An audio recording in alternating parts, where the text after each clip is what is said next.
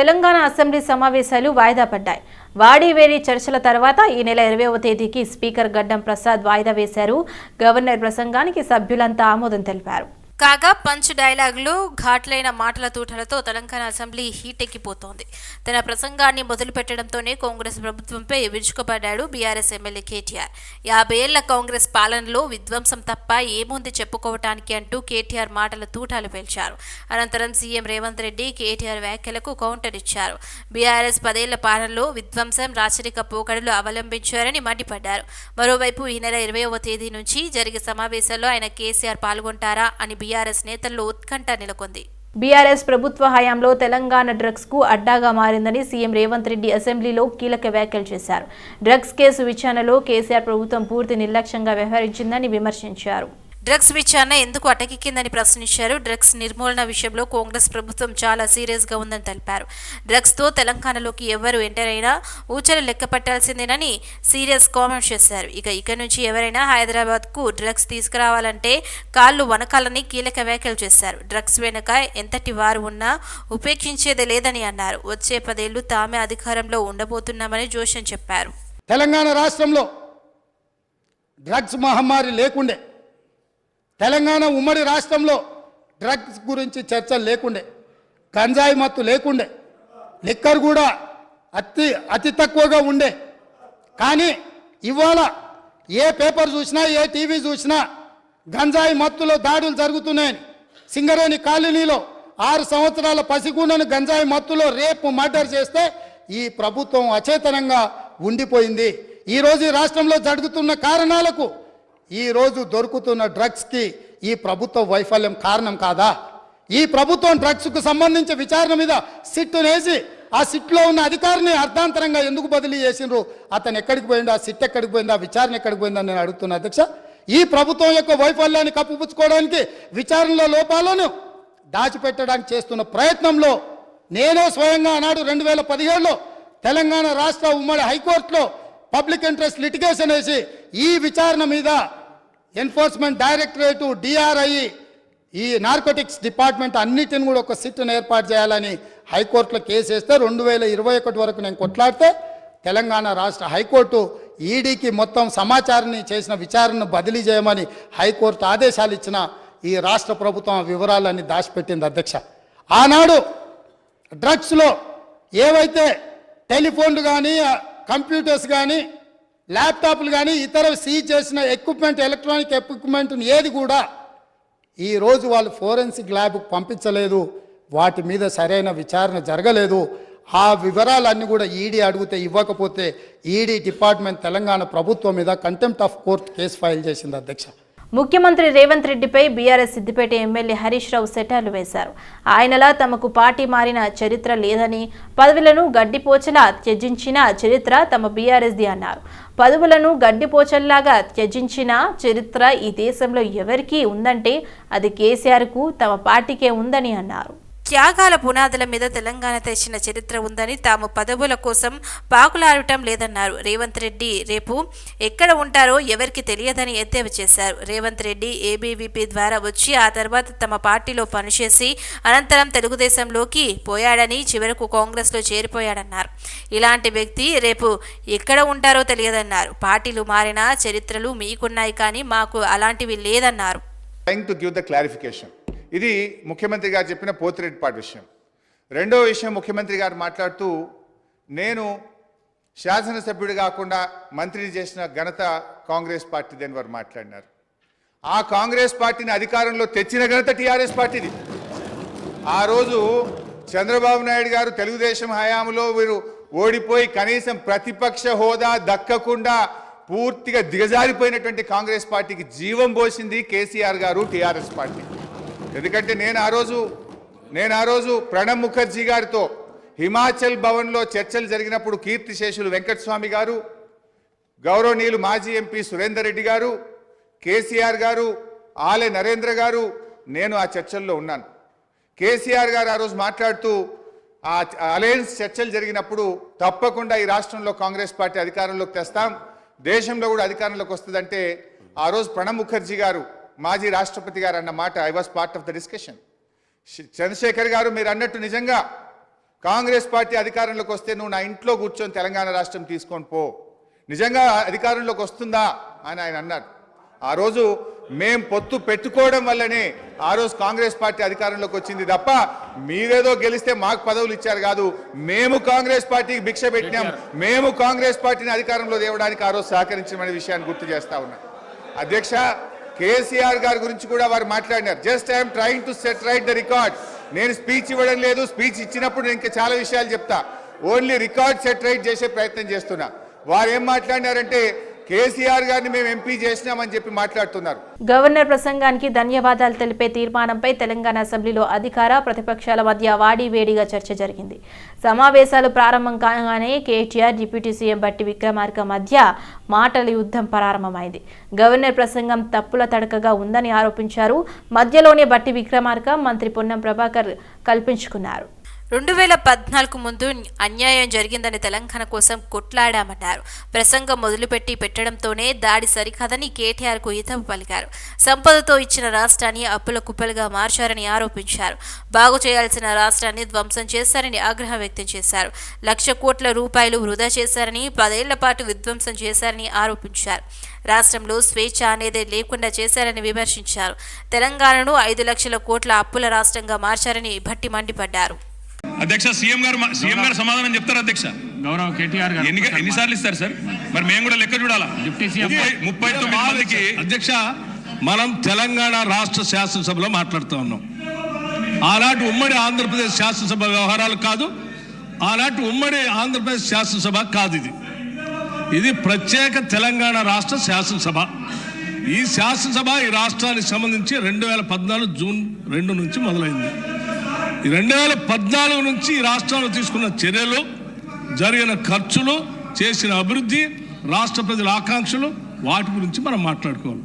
గతం అంతా బాగాలేదనే కదా అందరు కలిసి కొట్లాడి ఏకగ్రీవంగా తీర్మానం చేసి తెలంగాణ రాష్ట్రం ఇంకా అది చూపించి నేను వాళ్ళతో పోటీ పడతా అంటే నువ్వు కూడా వాళ్ళతో పోటీ పడితే నువ్వు కూడా అట్టే పో. మరి ఏడెందుకు తెలంగాణ రాష్ట్రం గురించి మాట్లాడితే? ఇందిరమ్మ పాలనలో గంజి కేంద్రాలు ఉండేది గుర్తు చేయాలి. ఇందిరమ్మ పాలనలో కరెంటు లేనిది గుర్తు చేయాలి. ఇందిరమ్మ పాలనలో నిర్బంధాలు గుర్తు చేయాలి. ఇందిరమ్మ పాలనలో నియంతృత్వం గుర్తు చేయాలి. ఇందిరమ్మ పాలనలో ఎమర్జెన్సీ రోజులు గుర్తు చేయాలి. ఇందిరమ్మ పాలనలో ఆర్టికల్ 365ని ఎట్లా యూజ్ చేసి ప్రజాస్వామికంగా ఎన్నుకున్న ప్రభుత్వాలను రద్దు చేసినో గుర్తు చేయాలి.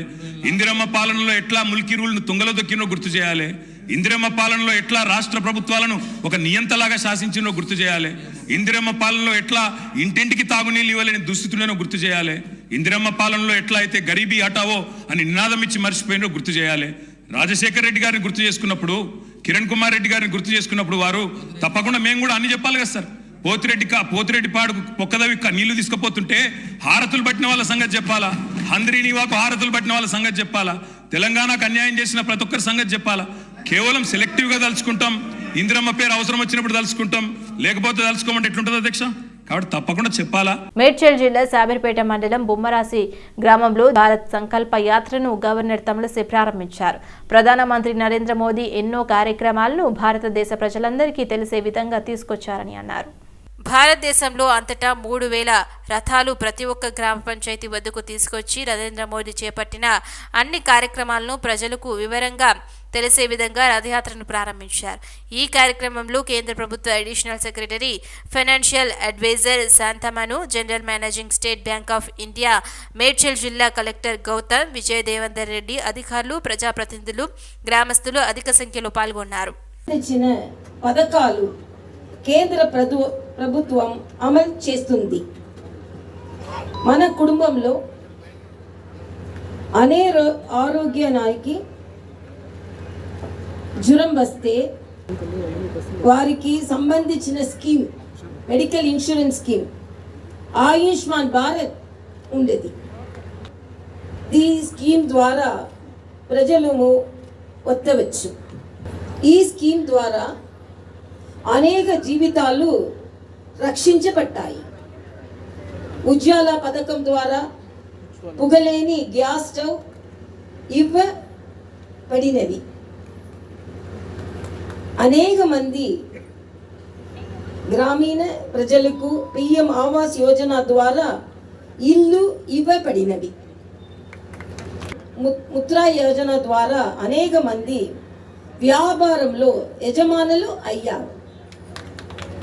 రైతు బీమా, ప్రధాన్ మంత్రి స్కీమ్ రైతు బీమా ద్వారా అనేక మంది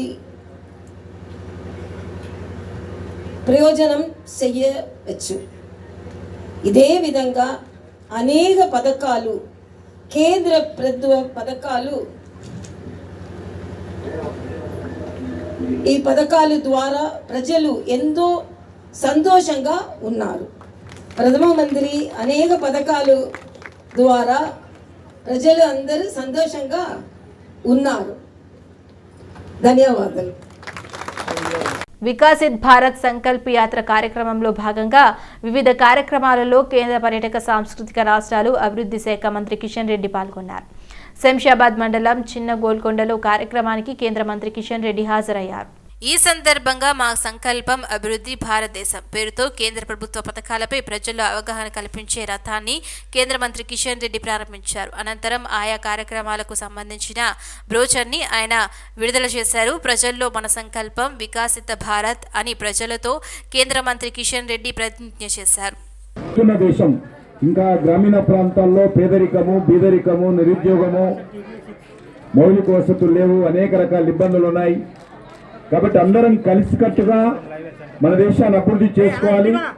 దానికోసము భారతదేశం అభివృద్ధి చెందిన దేశంగా ఎదగాలి. కాబట్టి ప్రధానమంత్రి గారు ఈ అభివృద్ధి చెందిన భారత్ కోసము భారత ప్రజలందరికీ పిలుపునిస్తున్నారు. రాజకీయాలకు అతీతంగా, కులాలకు, మతాలకు, ప్రాంతాలకు, భాషలకు అతీతంగా అన్ని వర్గాల ప్రజలు కూడా ఈ దేశ అభివృద్ధి కోసం కృషి చేయాలి. దానికోసము మనమందరము అంకిత భావంతో కట్టుబడి ఉండి ఈ ప్రతిజ్ఞ తీసుకోవాలి. కాబట్టి నేను మీ అందరినీ కోరుతా ఉన్నాను, అందరం కూడా లేచి నిలబడి నేను చెప్పేటువంటి తెలంగాణ అమెరికా తెలుగు సంఘం ఆధ్వర్యంలో నెక్లెస్ రోడ్లో ఏర్పాటు చేసిన 5K run LB Nagar MLA Sudheer Reddy జెండా ఊపి ప్రారంభించారు. పుట్టిన గడ్డను మరవకుండా సేవా కార్యక్రమాలను తెలంగాణ అమెరికా తెలుగు సంఘం చేస్తుందని ఆయన అన్నారు. పీపుల్స్ ప్లాజా నుంచి జలవిహార్ నుంచి తిరిగి పీపుల్స్ ప్లాజా వరకు ఈ రన్ సాగింది. సేవా దినోత్సవాల భాగంగా నా ఊరు ఆ రోజుల్లో పేరిట నిర్వహించిన 5K రన్లో పెద్ద ఎత్తున యువతి యువకులు పాల్గొనున్నారు. తెలంగాణ సంస్కృతి సాంప్రదాయాలను ఖండాంతరాలకు వ్యాపించేసిన సంఘం ప్రతినిధులను ఆయన అభినందించారు. తెలంగాణ రాష్ట్రంలో మారుమూలన ప్రాంతాల్లో పేద ప్రజల కోసం అనేక సేవా కార్యక్రమాలు నిర్వహిస్తున్నామన్నారు. ఈ సందర్భంగా నిర్వాహకులతో కలిసి జుంబా డాన్స్ చేసి సుధీర్ రెడ్డి యువతను ఉత్తేజపరిచారు. ఈరోజు తెలంగాణ తెలుగు అసోసియేషన్ ఆధ్వర్యంలో ఈ 5K వాక్ ఏర్పాటు చేయడం జరిగింది. తెలంగాణ తెలుగు అసోసియేషన్ చాలా సంవత్సరాలు 2015లో ఆవిర్భవించి ఇప్పటి వరకు మన తెలంగాణ కల్చర్ ని, మన తెలంగాణ సాంప్రదాయాల్ని అంతా అమెరికా అంతా వ్యాపింపజేసి ఎన్నో సేవా కార్యక్రమాలు చేస్తా ఉన్నారు. అలాగే తెలంగాణ రాష్ట్రంలో కూడా ప్రతి జిల్లాకి వెళ్ళి అక్కడ ఉన్న పేద వర్గాల ప్రజలందరికీ కూడా సాధ్యమైనంత సహాయం వాళ్ళకి చేసుకుంటూ చేయూతను అందిస్తున్నారు. ఎందుకంటే పుట్టిన గడ్డని మరవకుండా ఈరోజు ఇక్కడ సేవా కార్యక్రమాలు చేసుకుంటూ మరి అదే బాధ్యతాయుతంగా అమెరికాలో కూడా వాళ్ళు జీవించుకుంటూ అమెరికాలో ఆ రాజ్యాంగానికి అనుగుణంగా వాళ్ళు నివసించుకుంటూ మరి ఈ రోజు సేవా కార్యక్రమాలు చేస్తున్న టీటీఏని ప్రత్యేకంగా అభినందిస్తూ ఇందులో పార్టిసిపేట్ చేసిన ప్రతి ఒక్క వాళ్ళ కార్యవర్గ సభ్యులు, వాళ్ళ ప్రెసిడెంట్, వాళ్ళ కార్యవర్గ సభ్యులు అందరినీ కూడా ప్రత్యేకంగా అభినందించుకుంటూ మరి ఇదే స్ఫూర్తితోటి రాబోయే రోజుల్లో కూడా వాళ్ళ సేవా కార్యక్రమాలు ఈ రాష్ట్ర ప్రజలని చెప్పి కోరుకుంటూ సెలవు తీసుకుంటాం. యువత ఉద్యోగపరంగా, ఆరోగ్యపరంగా, చెడు అలవాట్ల పరంగా చాలా ఇబ్బందులకు గురవుతున్నారని, ఈ ఇబ్బందుల కొరకు యువత ఒక ప్రత్యామ్నాయం వెతుకుతున్నారని యోగా సభ్యులు తెలిపారు. ఈ సమస్యలన్నిటికీ పరిష్కారం తెలియాలని అంటే అది ఒక సహజ యోగా ద్వారానే సాధ్యమవుతుందని సహజ యోగా సభ్యులు అన్నారు. యువతను దృష్టిలో పెట్టుకుని సహజ యోగా ఆధ్వర్యంలో ఫిర్యాదిగూడలో 3 రోజుల జాతీయ సదస్సును నిర్వహించారు. ఈ జాతీయ సదస్సుకు ప్రపంచంలోని 50 దేశాల నుండి, వివిధ రాష్ట్రాల నుండి సుమారు 3000 మంది సభ్యులు హాజరయ్యారు. యువతలో ఉన్న ప్రతి ప్రశ్నకు సమాధానం సహజ యోగా ద్వారానే లభిస్తుందన్నారు. శ్రీ మతాజీ నిర్మలాదేవి మొత్తం ప్రపంచంలో 120 దేశాల్లో సహజ యోగా జ్ఞాన కేంద్రాలను నెలకొల్పారు. అందరం కలిసి దేశంలో ఉన్న చెడును నిర్మూలించి యువత సన్మార్గంలో వెళ్లాలనే తాపత్రయంతో ఈ జాతీయ సదస్సును నిర్వహించడం జరుగుతుందని అన్నారు. Thank you so much for the hospitality. It's my second time here in India. I love so much India, the culture, the people. people full of love. Very amazing, and I hope to see here again many times. Thank you. చాలా peaceful life అనేది నేను జీవిస్తున్నాను. ఇలాగే చాలామంది youth ఎంతోమంది ఎన్నో కష్టాలు పడుతున్నారు. ఇవాళ రేపు ఎడ్యుకేషన్ పరంగా కానీ, అన్ఎంప్లాయ్మెంట్ పరంగా కానీ, లేకుంటే చెడు అలవాట్ల పరంగా కానీ చాలామంది ఎంతో ఇబ్బంది పడుతున్నారు. వాళ్ళకి ఒక సొల్యూషన్ అనేది వాళ్ళు వెతుకుతున్నారు. ఆ సొల్యూషన్ ఏంది అనేది ఈరోజు ప్రపంచానికి తెలియాలని ఈ యొక్క ఇంటర్నేషనల్ లెవెల్లో ఈ సెమినార్ చేయడం జరుగుతుంది. ఈ సహజ యోగా అనేది వాళ్ళ యూత్కు ఉన్నటువంటి ప్రతి క్వశ్చన్కి ఆన్సర్ అనేది ఈ సహజయోగ వల్ల మనకు తెలుస్తుంది. శ్రీ మాతాజీ నిర్మలాదేవి గారు టోటల్ 120 కంట్రీస్లో ఈ సహజయోగ అనేది స్ప్రెడ్ చేశారు. ఈరోజు యూత్ని దృష్టిలో పెట్టుకొని హైదరాబాద్ నుంచి ఇంటర్నేషనల్ లెవెల్లో సెమినార్ చేస్తున్నందుకు చాలా గర్వంగా ఉంది మాకు. అలాగే 50 దేశాల నుంచి వచ్చినటువంటి ఫారిన్ కంట్రీస్ నుంచి ఫారినర్స్ కానీ, లేకుంటే మన ఇండియా నుంచి వచ్చినటువంటి అన్ని స్టేట్స్ నుంచి వచ్చిన యువశక్తి 3000 మంది వరకు అందరితో ఉండి ఇక్కడ 3 days సెమినార్ అనేది ప్లాన్ చేస్తున్నాము. ఆల్రెడీ ఒక రోజు అయిపోయింది, మిగతా 2 రోజులు కూడా అయిపోతుంది. కాబట్టి అందరం కలిసి ఈ యొక్క దేశంలో, ఈ వరల్డ్లో ఉన్నటువంటి ఈ చెడుని మనము నిర్మూలించి యూత్ అందరూ మంచి రూట్లో వెళ్ళాలని ఒక తాపత్రయంతో ఈ యొక్క సెమినార్ చేయడం జరుగుతుంది. కావున మీడియా మిత్రులందరూ దీన్ని సాధ్యమైనంత వరకు అందరికీ తెలియజేయాలని కోరుతున్నాము. థ్యాంక్ యూ అండి. Thank you so much. KBR పార్కులో వాక్వేను GHMC commissioner Ronald Rose Khairatabad zone అధికారులతో కలిసి పరిశీలించారు. వాక్వే ఇబ్బందులను తెలుసుకొని మంచినీటి సౌకర్యం, మరుగుదొడ్ల నిర్మూలన, పార్కులో శుభ్రపై ప్రత్యేక దృష్టి సారించాలని అధికారులకు సూచించారు. ఈ సందర్భంగా అధికారులకు కొన్ని సూచనలు ఇచ్చారు. క్యాన్సర్ ఆసుపత్రి ఎదురుగా ఉన్న వ్యర్థాలు ఉండటానికి గమనించిన కమిషనర్ తక్షణమే శుభ్రం చేయాలని ఆదేశించారు. పాదచారులకు ఇబ్బందులు లేకుండా ఎగుడు దిగుడుగా ఉన్న వాక్వేను సరిచేయాలని సూచించారు. కేబీఆర్ పార్కు వచ్చే వాకర్స్ ఎదుర్కొంటున్న సమస్యలు, వాటి పరిష్కారానికి తీసుకోవాల్సిన చర్యలపై కమిషనర్ పరిశీలించారని, ఆయన చేసిన సూచనల మేరకు మరుగుదొడ్లను నిర్మించనున్నట్లు జోనల్ కమిషనర్ వెంకటేష్ తెలిపారు. అందరికీ నమస్కారం. ఈరోజు commissioner sir inspection, early morning inspection జరిగింది. సో అందరికీ నమస్కారం. సో ఈరోజు కమిషనర్ సార్ ఇన్స్పెక్షన్ జరిగింది. ఇది అవుటర్ వే, కేబీఆర్ అవుటర్ పాత్ వే ఉంది కదా, సో దానికి కంప్లీట్ స్ట్రెచ్ సార్ చూడడం జరిగింది. దాంట్లో చాలా ఇన్స్ట్రక్షన్స్ ఇవ్వడం జరిగింది. అంటే వాకర్స్తో కూడా మాట్లాడడం జరిగింది. వాళ్ళు ఫీడ్బ్యాక్ తీసుకొని ఎక్కడెక్కడ ఏం ఇంప్రూవ్మెంట్స్ చేయాలి, దానికి పాత్వే కోసం మొరం కానీ, ఎక్కడెక్కడ లెవెలింగ్ కానీ ఏమేమి చేయాలి అదన్నీ కనుక్కోవడం జరిగింది. కళ్ళు జిగ్గేలు అనిపించే గోల్డ్ అండ్ డైమండ్ జ్యువెలరీ కలెక్షన్తో మోడల్స్ వావ్ అనిపించారు. సోమాజిగూడలోని మలబార్ గోల్డ్ అండ్ డైమండ్ షోరూంలో ఆర్టిస్ట్రీ పేర్లతో ఎక్స్క్లూజివ్ గోల్డ్ అండ్ డైమండ్స్ ఫ్రిషన్స్ జెమ్స్ జ్యువెలరీ ఎగ్జిబిషన్ను ప్రారంభించారు. అద్వితీయమైన కళా నైపుణ్యంతో తయారు చేసిన వజ్ర ఆభరణాలు ఆకట్టుకున్నాయి. ఇప్పటి జనరేషన్ పెళ్లి కూతుళ్లు ఇష్టపడే మైన్ డైమండ్ కలెక్షన్, ఏరా ఆన్ కట్ డైమండ్స్, ఫ్రేషియన్స్ జాతీయ రత్నాలతో చేసిన ఎథనిక్ జ్యువెలరీ, హస్తకళ నైపుణ్యంతో చేసిన లైట్ వెయిట్ జ్యువెల్, సాంప్రదాయ డిజైన్స్ అయిన డివైస్ జ్యువెలరీ ఆభరణాలు ఆర్టిస్ట్రీ షోలో ప్రదర్శిస్తున్నాయి. చిన్నపిల్లలు, పెద్దవాళ్ళు అందరికి కావాల్సిన gold and diamonds jewellery collection అందుబాటులో ఉంచారు. అయితే ఈ నెల 16 నుంచి 24 వరకు ఆర్టిస్ట్రీ జ్యువెలరీ షో కొనసాగుతుందని షోరూం ప్రతినిధులు తెలిపారు. మలబార్ గోల్డ్ సోమాజిగూడ నుంచి మనకి 16th ఈరోజు మనకి ఆర్టిస్ట్రీ బ్రాండెడ్ జ్యువెలరీ షో అని మనం ఒక షో మనం కండక్ట్ చేస్తాము. ఇది ఏంటంటే మనకి ఈ రోజు షో కాదు, మనకి ఇది మనం 12 సంవత్సరాల నుంచి ఇది ప్రతి సంవత్సరం ఈ షో మనం కండక్ట్ చేస్తాం. ఈ షో ప్రత్యేకత ఏంటంటే మనకి ప్రతి జ్యువెలరీ ఒక యూనిక్ జ్యువెలరీ ఈ షోలో మనము డిస్ప్లే చేయడం జరుగుతుంది అనమాట.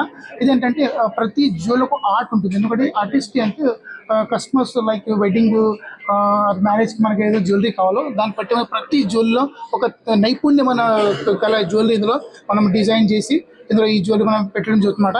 ఇది ఏంటంటే మనకు 16 నుంచి 24 డిసెంబర్ వరకు ఈ షో మనం కొనసాగుతుంది.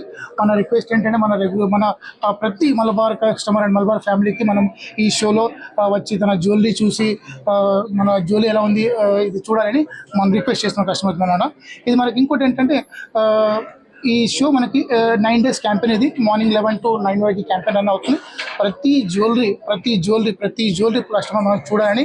ట్రావెలింగ్ రంగంలో 23 సంవత్సరాల అనుభవంతో బెస్ట్ టూర్స్ అండ్ ట్రావెల్స్ అవార్డులను సొంతం చేసుకున్న ఆర్వీ టూర్స్ అండ్ ట్రావెల్స్ 2024 సంవత్సరానికి గాను ట్రావెల్స్ ఎక్స్పో నిర్వహిస్తోంది. దీనికి సంబంధించిన డొమెస్టిక్ అండ్ ఇంటర్నేషనల్ బ్రోచర్ను ఆర్వీ ట్రావెల్స్ సంస్థ అధినేత ఆర్వీ రమణ ఆవిష్కరించారు. ఆర్వీ ట్రావెల్స్ నిర్వహిస్తున్న ట్రావెల్ ఎక్స్పో 2024లో బుక్ చేసుకున్న కస్టమర్లకు డొమెస్టిక్ ప్యాకేజ్కి 10 డిస్కౌంట్, ఇంటర్నేషనల్ ప్యాకేజ్కి 5% డిస్కౌంట్ అందిస్తున్నట్లు తెలిపారు సంస్థ అధినేత ఆర్వీ రమణ.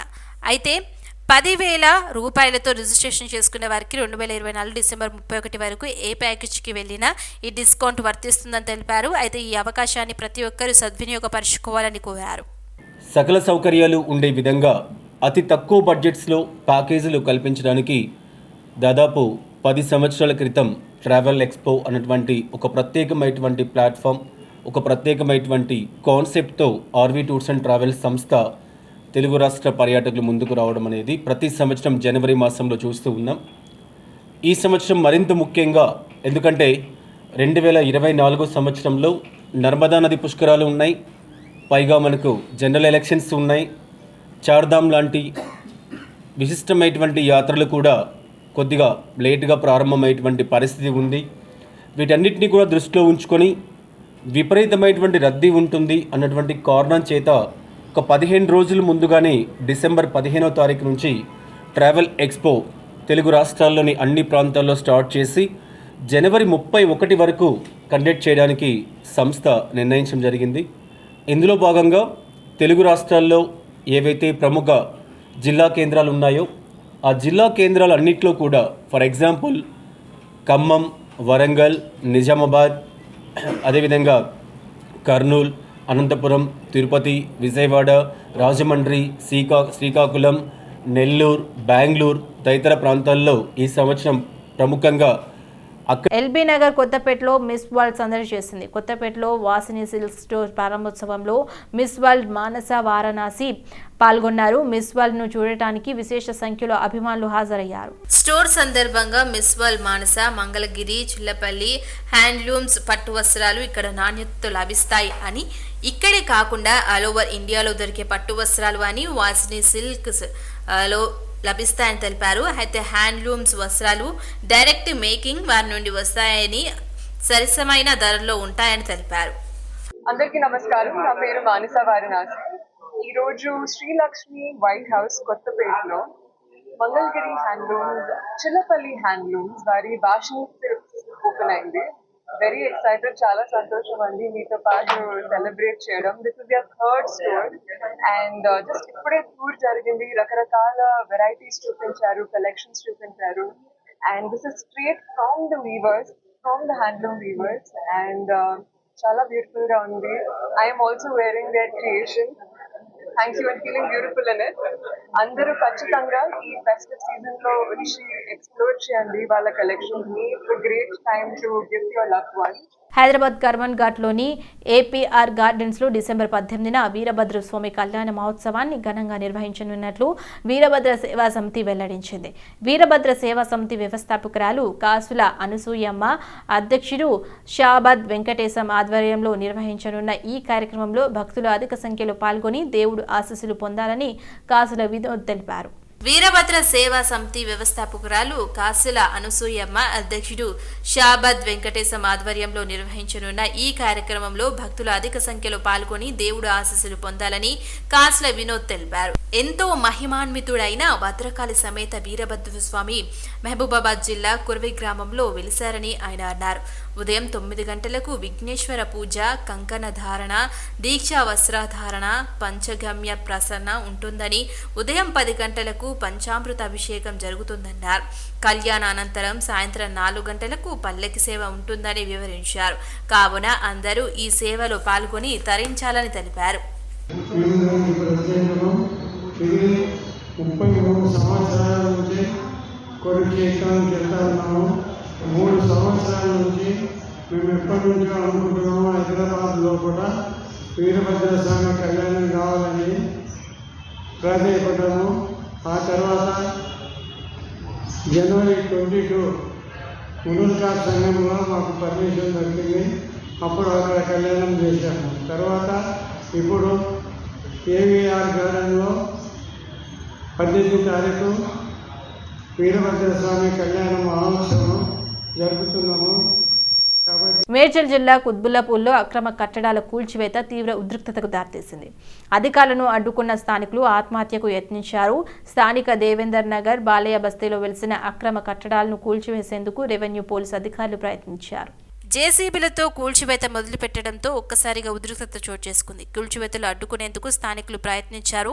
దీంతో పోలీసులు స్థానికులకు మధ్య తీవ్ర వాగ్వాదం జరిగింది. భారీగా మోహరించిన పోలీసులు వారిని చెరగొట్టే ప్రయత్నం చేశారు. అయితే ఈ క్రమంలో స్థానికుల్లో కొందరు కిరోసిన్ పోసుకొని ఆత్మహత్య యత్నానికి ప్రయత్నించారు. వెంటనే అప్రమత్తమైన పోలీసులు వారిని అడ్డుకుని అరెస్ట్ చేశారు. కుత్బుల్లాపూర్ మండలంలో 307, 329, 342 ఈ సర్వే నంబర్లలో భూ కబ్జాదారులు 20-25 గజాల్లో చిన్న చిన్న నిర్మాణాలు చేసి అమ్ముతున్నట్లు మా దృష్టిలోకి వచ్చింది. ఆ దృష్టిలోకి వచ్చిన వెంటనే మేము 5 బృందాలుగా టీం ఏర్పాటు చేసి పోలీసు వారి సహకారంతో ఈరోజు డిమాలిషన్ కార్యక్రమం చేపట్టడం జరిగింది. ఇప్పటి వరకు దాదాపు 150 ఇళ్ళు అయితే డిమాలిషన్ చేయడం జరిగింది. ఆ ఇల్లు ఖాళీగా ఉన్న ఇల్లు మాత్రం ఈ ప్రక్రియ కంటిన్యూ నడుస్తుంది సార్? ఇది యాక్చువల్గా హెచ్ఎండిఏకి అలాట్ చేసిన భూమి కాబట్టి ప్రభుత్వ భూమి కాబట్టి ప్రభుత్వ భూమిలో ఎటువంటి నిర్మాణాలు చేపట్టిన కబ్జాదారులపై చట్టపరమైన చర్యలు తీసుకోవడం జరుగుతుంది. సార్ ఈ ఆక్రమణదారులు ఎవరు విచారణ జరిపిస్తాం. కబ్జాదారులు ఎవరు ఉన్నారో ఇప్పటివరకు గుర్తించాలి. విచారణ జరిపి వారిపైన కఠిన చర్యలు తీసుకోవడం. ఇది 300 ఎకరాలు ఉంటుంది. దాదాపు 300 ఎకరాలు ఉంటుంది. హెచ్ఎండిఏకి అప్పగించిన భూమి కాబట్టి